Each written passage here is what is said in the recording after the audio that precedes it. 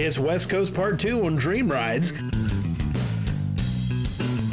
In this week's episode, we stick around for the Seal Beach Classic Car Show.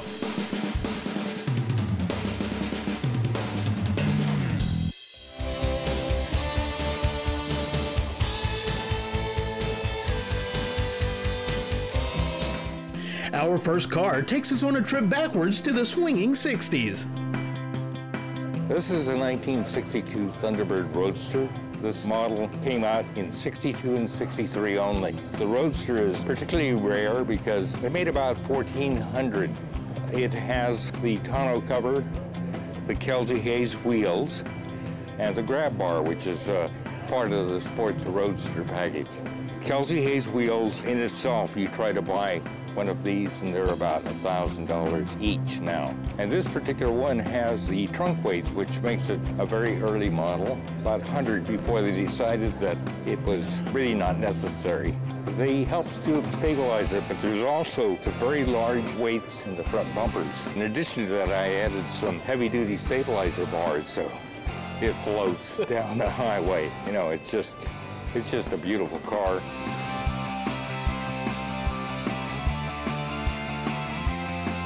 Had an Earl Scheib paint job done on it.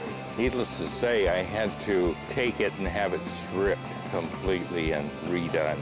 I've had since had the top redone, the interior redone, the trunk, and it has a 390 cubic inch engine. The motor has been redone with the original chrome accents, part of a special package that they used. Behind the seats are another pair of seats. So I can take the tonneau cover off and have seating for four. And it would look like a regular convertible. And, you know, why have a regular convertible when you can have a Roadster? I designed Hot Wheels from 1969 to 1989. In fact, here's one of my autograph sheets from one of the conventions showing some of my favorite cars, the 57 Chevy, the Evil Weevil, the Barracuda, Highway Hauler, and some of the other cars like the Accord. That was one of my favorites. I kind of pushed for the classic cars. I just enjoyed them so much. And here are some of my other autograph sheets. That was my car at the time. It was an 80 Honda Accord, kind of souped up, but it, you know, wasn't really that souped up. But here's one I worked on. This was from a super convention, that autograph sheet for that year. Oh, in here is the Beach Bomb.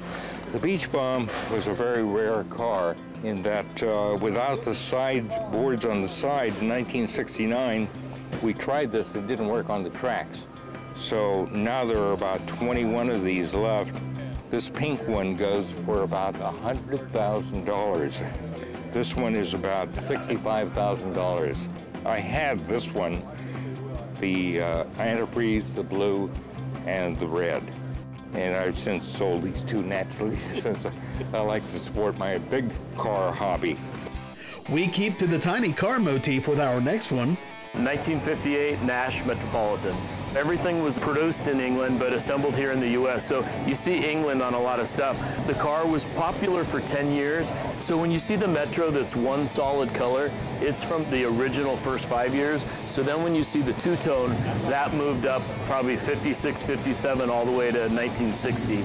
And then a lot of people said it's too small of a car, and that's where the Nash Rambler came out. I've put 6 people in here, believe it or not, just to try it. We drove around town. Back in the 50s, this got and still does 40 miles per gallon.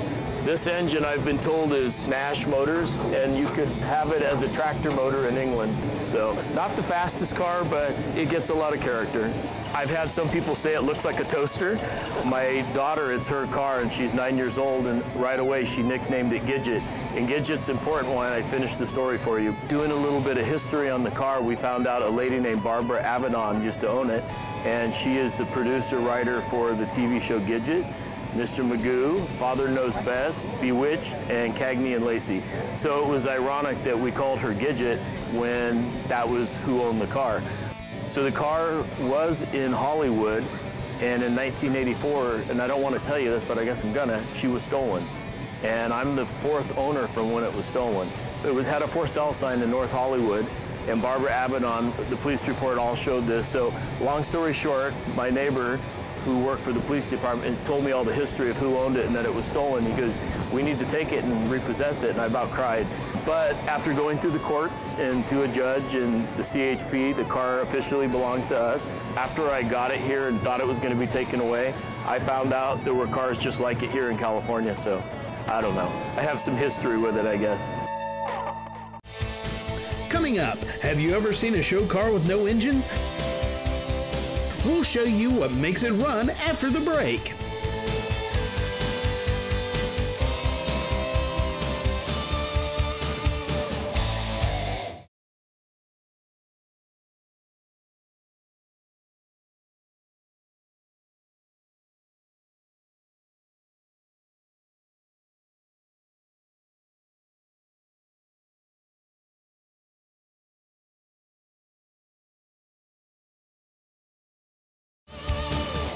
This edition of Dream Rides, presented by Steel Rubber, is being brought to you by Flowmaster, the exhaust technology company; Hurst, America's #1 shifter; Steel Rubber, quality crafted rubber parts and weather stripping; and by ARP, the world leader in fastener technology.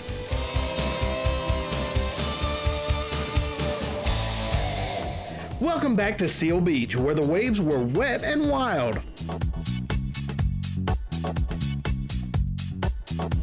What's under the hood of that classic beauty?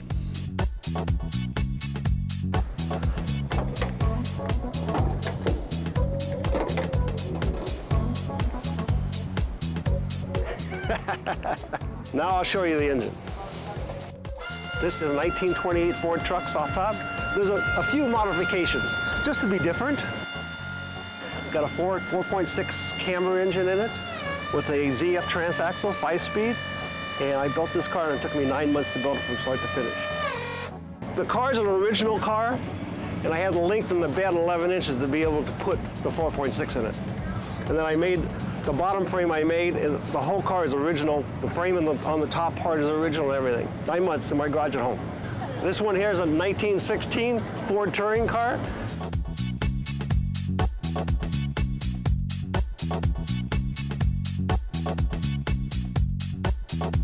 I built this because my wife wanted something that held 4 people. This is a nice car. It runs good. It's got a Mustang V6 in it, 305 horsepower behind a 6-speed automatic. Very nice. The wheels on this car are made out of solid billet. It's one piece carved out, which is a little unusual, but have something different. Here's one with the engine in the proper place. Well, I got the car. It was in really, really bad shape. It was a basket case. I bought it probably in 1989, and then I put it in my garage and drove it for a while, and the restoration took me about 12 years. It's a labor of love. The farther you delved into it, the worse it got. But I wanted to do it right, so everything's brand new.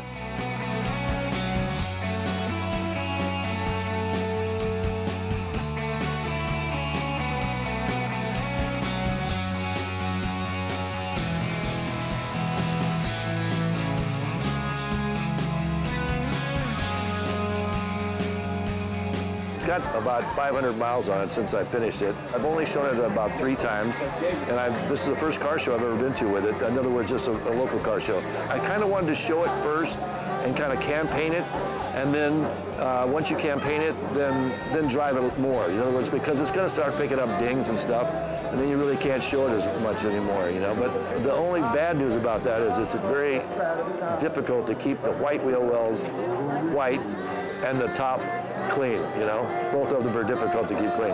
I just purchased a 53 Skylark, which I want to make them bookends, so I'm going to paint it the same as this car, same color, white top, white wheel wells, and I've had the car for about 6 months. It's already off the frame, it's powder coated, and we're starting right at the bottom again, you know.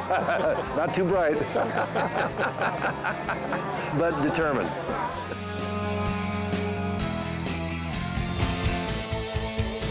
Do you think those German twins will take us to the next Woodstock? Find out after the break.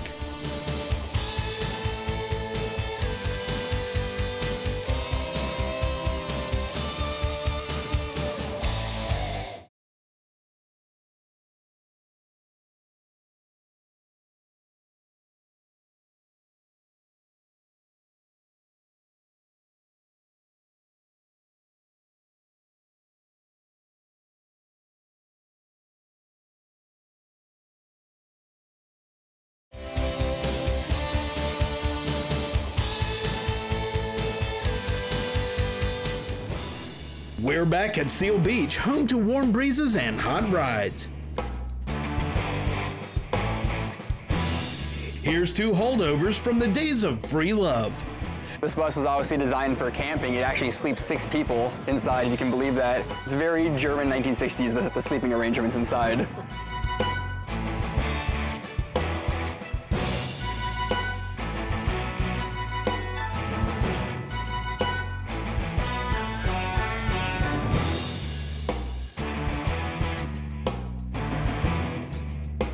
Only 500 were ever made, and they were European only. So there's actually only 6 in the US and 24 in the whole world, with the SO44 interior and the Dormobile top. But once I found out how rare it was, I had to have it. I have a 1967 VW bus, but unfortunately we had to sell our big baby and make room in our garage. If anyone has a Gia out there that's already done, I'm ready to drive it. This is fully restored. We worked painstakingly on every piece. We've had every piece of chrome polished. We've matched the lining to the original VW colors, eggshell white and velvet green. We also did all of the upholstery and the lining inside. These are safari windows, so you can lift them up. Obviously they're air cooled. They didn't have air conditioning. They didn't have safety belts. Those were good times in the 60s. You take this baby down to Mexico with your surfboards and your Coronas and have a good time.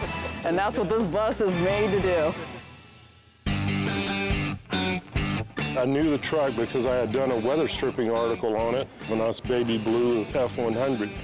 I've had it about 10 years, and I decided to do something way different. The original chassis had been modified, so I decided I didn't want that because tradition keeps changing. So I went to a company called Total Cost Involved Engineering, and they actually fabricated a complete replacement chassis for this vehicle. It does have a little trick I'm going to show you guys too.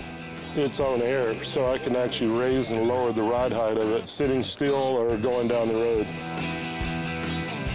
They're one-off wheel, and I told them exactly what I wanted because I used to ride motorcycles, did motorcycle magazines, and they're a flat hoop, which they had to get from Brazil and specially cut the centers to build these wheels for me. And the other is I was lucky enough to get an engine and transmission package from Jack Roush.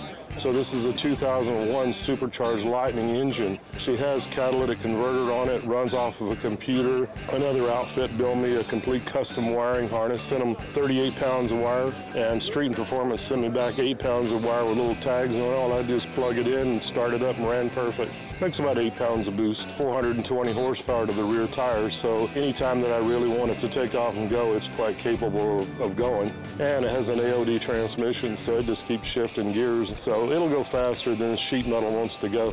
There's always a project that you want to do on it, so I'm thinking about doing a new gauge cluster for the center of the thing to complement what's going on with the engine, because I don't have boost gauge built in. I've got an under the dash one, and you occasionally peek at it and stuff like that, because I burned off 2 sets of tires playing with it when I first put it together because it's obviously a little hot rod truck. And I drive it like a human being now, so it gets about 24 miles per gallon, believe it or not. When I talked about maybe change it, because you noticed it's all jammed out in gloss black. That meant if I didn't like the flat black, it'd be easy just to paint it gloss black and go forward. Well, my club members won't let me because they named it Black Bart and said, you can never change this truck. As a matter of fact, I added the pin strapping because people kept saying to me, well, what color is it going to be when you finish it? So it's finished. Coming up, an old family favorite finds its way back to its owners.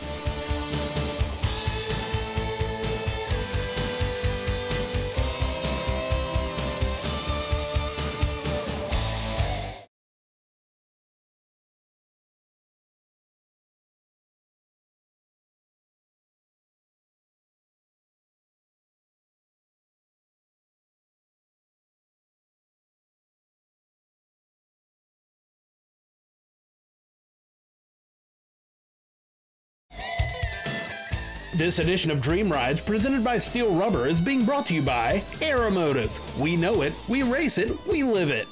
Original Parts Group, the world's largest source for GMA body parts and accessories.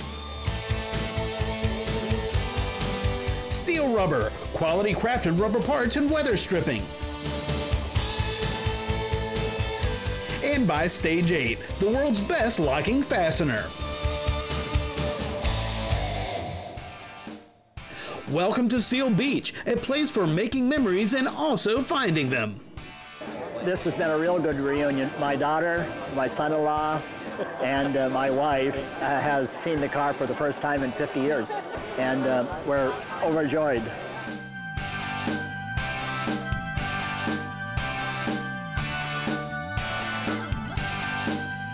The car is a 1962 356B Roadster. They only made 47 of them. We owned it for about 6 years. I bought it from the original owner in 1966, so it was used with 19,000 miles on it. I drove it for about 5 years. I got rid of it in 1968. At that time, I bought a new Camaro with an air conditioner. I had too many cars and not enough space, and I had a little daughter that required a little air conditioning because we were taking a big trip to Wyoming in July. And my wife said, "What about the Porsche?" I said, "No way!" So anyhow, we sold this to a man in Manhattan Beach. Bill, who owns the car now, bought it from the gentleman in Manhattan Beach after 48 or 49 years. He's had it about a year and a half. It's a little different color now. When I had the car, as far as I was concerned, it was a vanilla color. It's now white, as you can see. But the car looks just exactly like when I got rid of it, except a little bit more chrome on the wheels. I sold it for $2,250, and it's worth about $300,000 now.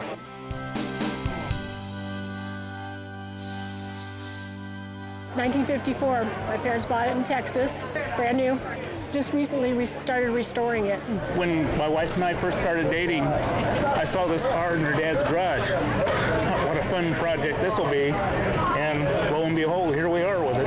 A lot of elbow grease and wax and polish, paint and body work. That's the original glass top. When my parents had it, they let the registration expire on it, the license plate. So we just recently had that back on because for years I tried to get the car registered under the old plates. The original engine was a 239. During the restoration process, we couldn't get the old engine back to life, so we have a 292 in there.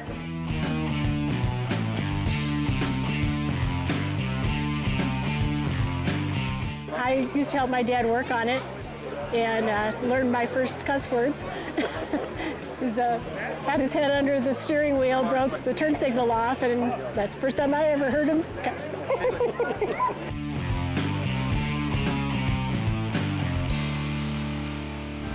What does the car show do for Seal Beach? Bob Griffith, farm and ranch boy in Nebraska. Went to pharmacy school, come to California in '70. Bought a drugstore in Seal Beach in '72.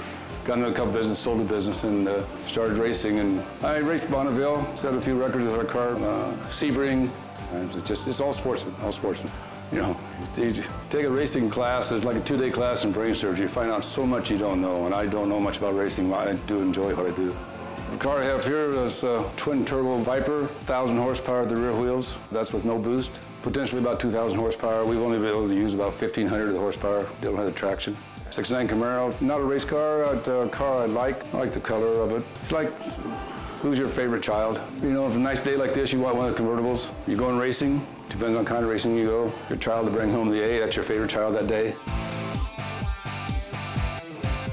I was out the country one year, opened up a paper and it showed Seal Beach Car Show. I mean, this is a really great car show. People work hard to get it this way. And like Thierry stepping in and taking over a component of the show and doing it as a sponsor. We have a restaurant on one side, and on this side we have our artisan bakery that makes everything fresh, from pastries, croissant doughs, and all kinds of artisan breads and things. I just think that this is such an amazing community effort. I really want to thank all the sponsors, the city, our partners, our tireless volunteers, and most importantly, the participants, because without their cars, we wouldn't have a show. The Seal Beach Classic Car Show's renown has spread far and wide, including the Motor City, Detroit. Well, first off, as a member of the staff of General Motors, I'm really pleased and honored to be a part of this, the 27th annual Seal Beach Auto Show, because not only do we have a great venue here, I mean, the Main Street here is just beautiful, but then, you know, this is Southern California. It's loaded with cool cars. I mean, you spend any time here, garage doors open on a Saturday morning, you peek inside, you're going to see one of these things sitting in there. On behalf of General Motors, we've actually brought some kind of special new cars to the thing here. In fact, I probably have the only 214 models here, and being that the new Corvette Stingray is so popular, we've brought a couple new Stingrays Stingrays down, as well as a Cadillac, which I think is going to be pretty cool because it's got a real futuristic design. In fact, it's an electrified car, electric Cadillac, and I've put it next to a couple vintage caddies. So I think it's just going to be a great place for people to get a look at the past, but also see maybe what's going to be in car shows in the future. By the way, I've seen some of the stuff that GM has on the drawing boards, and electrified cars are actually going to become more fun to drive than Corvettes and Camaros in the very near future. So mark my words on that. How about Seal Beach itself? Seal Beach is sandwiched between Long Beach and Huntington Beach. I can't think of a better place to have a car show than on an idyllic main street in a beachside town like Seal Beach. It looks like you built a set for this. The show started out really with about 50 local guys that just had a passion for cars. Most of them were Woodies, old rusty Volkswagens, surfboards on the top, and they park over by the pier. This year, our 27th year, we have over 650 cars on the ground, not including the feature cars, sponsor cars. We have a kids zone with face painting and a playground. We have Cackle Fest over by the pier. We have the beach all by itself and all the cool attractions that a beach town has anyway. And we've got great sponsors that are new and different for our show, like Russo and Steel, Original Parts Group, Crevier Classic Cars, Back in the Day Classic Cars, Glory Days, and then also we've got lots of restaurants, shopping. All these merchants are open. So all the reasons you'd come to a beach town anyway, especially Seal Beach, are here. The value added are now 650 of some of the most beautiful cars in Southern California. Speaking of Original Parts Group, we've got a great crowd this year. It's up a little bit again. And we just love doing these shows, and we're blessed with beautiful weather here in Seal Beach, California. And this is our home. This is the home of Original Parts Group, and we support our city. This is a classic city with lots of classic cars. It is real family oriented, and that's something we like about it. They support the old car industry, and they support the muscle cars, and I mean, there's a lot of stuff around here. You see everything from Mustang Mach 1s to the classic Cadillac behind me, which is a 76 with less than 21,000 miles on it, original. And people love it. People love old cars. The popularity of old cars, of muscle cars and restoration, and it just keeps growing and growing. It's wonderful. The beautiful thing is we don't have to try very hard. We don't have to try very hard to keep the thing going because people love old cars. They love to restore them. It's a great hobby. And also it's a slice of Americana that should never go away. That's all from the West Coast. Next week, we'll boomerang back to Tennessee for the Good Guys Classic Car Show in Nashville. See you there.